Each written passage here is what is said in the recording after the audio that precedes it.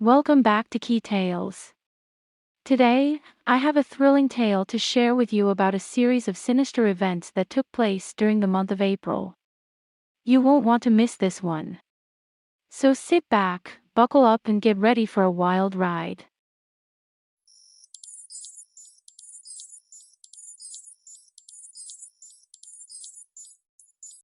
Euphoric Vale, a small and picturesque town nestled by a serene lake.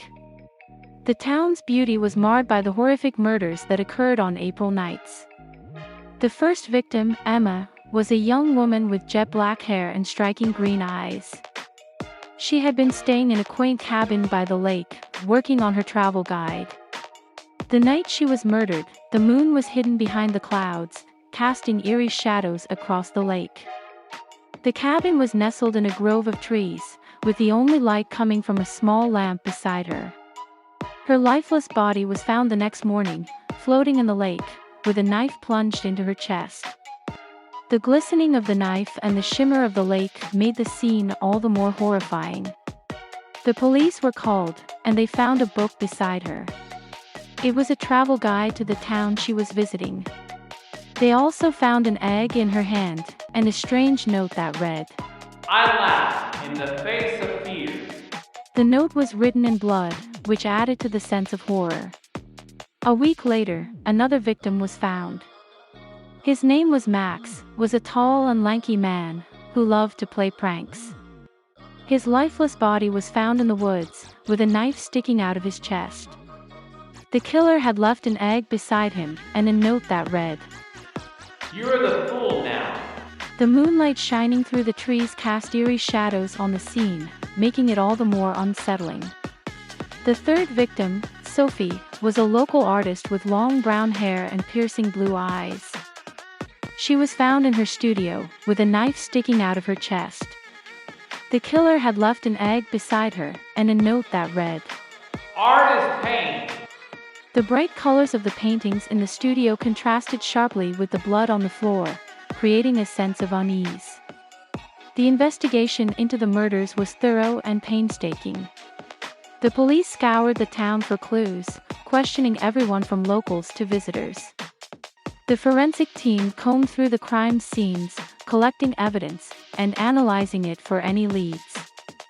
The similarity between the crime scenes was eerie.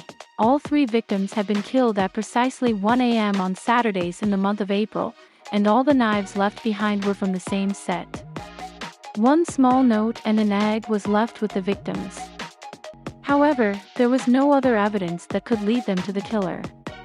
The detectives investigating the case were led to believe that the killer was someone close to the victims or someone who had been following them. They searched through social media and local surveillance cameras, hoping to find any footage that would lead them to the killer. However, the killer seemed to be too clever to leave any evidence behind, and the investigation hit a dead end. The town was in fear, and everyone was on edge. They all feared that they would be the next victim. The police had no suspects, and the killer seemed to have vanished without a trace. As the months passed, the case grew cold, and the killer remained at large. However, one day, a surprise twist was revealed. The killer had left a note behind, which read, I killed them all, not because I wanted to, but because of an error. I purchased a carton of eggs from a market, unaware that 3 of them were cursed. The curse would kill me if I did not pass it on to 3 other people before 1 a.m. I am sorry for what I have done, but I had no other choice. The town was in shock, and pity was felt for the victims. The case was never solved, and many tales being told about the curse of the egg. However, just when everyone thought the case was closed, a new victim was found. The police arrived at the crime scene and immediately noticed the eerie silence that enveloped the bakery.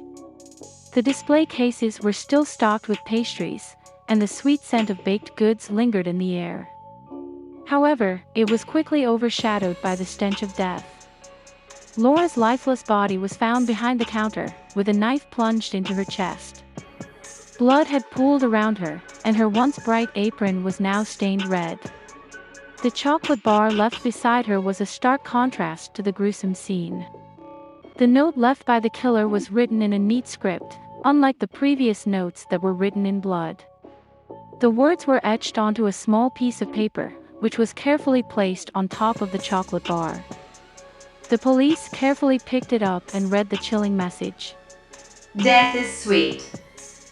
The police were baffled by the new object left behind and wondered if it had any significance. They searched the bakery for any clues, but everything seemed in order. Laura's phone was found on the counter, but there were no messages or calls that stood out. As the investigation continued, the police realized that the killer had broken his pattern. Unlike the previous victims, Laura was not a traveler, nor was she killed on a Saturday at 1 a.m. in April. This new development only added to the confusion and fear in the town.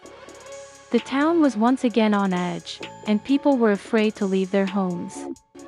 The killer had struck again, and no one knew who would be next. The police doubled their efforts and began searching for any leads. The killer was never found and the case remained unsolved.